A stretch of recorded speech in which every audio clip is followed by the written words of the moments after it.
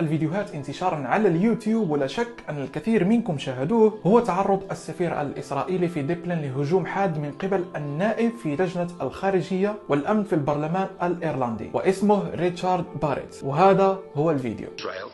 Who were forced out in 1947 or 48 do not have that right. Isn't that part of the reason why the Palestinians are in dispute with Israelis? Because you deny them the right to return to their homes and to their land and to their villages, and that they have a legitimate claim, even under international law, to return, but you deny them that right. Why do you deny them that right?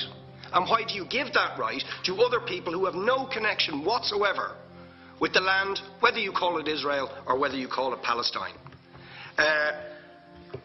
Why do you continue to seize land, if you're serious about Oslo and the two-state solution?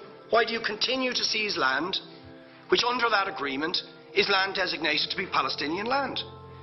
500,000 people, most of which has taken place since Oslo. You allow that to happen.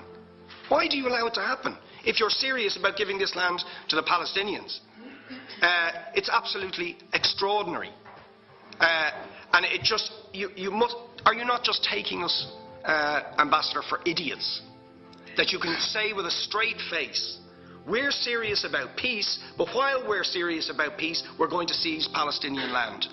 And you expect the Palestinians to just sit back and do nothing about that.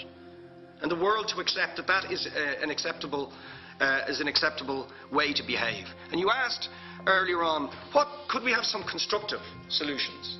Now you know what the Palestinian people have been asking for.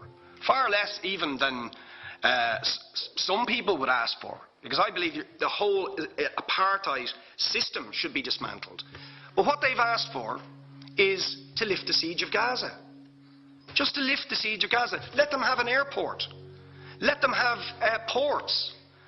Let them not be dictated to by a government for whom they do not vote as to what can go in and out of their territories, whether they will have power, whether they will have clean water, whether they will have medicine. What makes you think you're allowed to have nuclear weapons and the fourth biggest army in the world and visit destruction on the people of Gaza, but they have no right to defend themselves?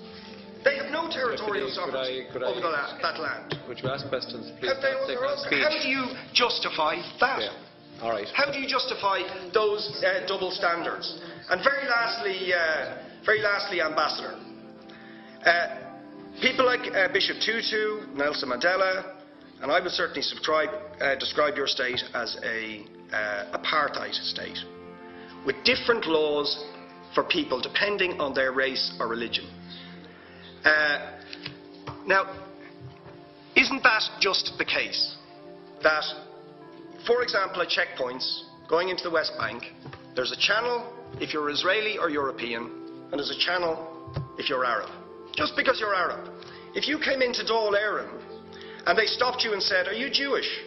Oh no, sorry, you can't come in through the same entrance as Irish people or European people because you're Jewish. You would call that racism and apartheid. But yet, you practice that.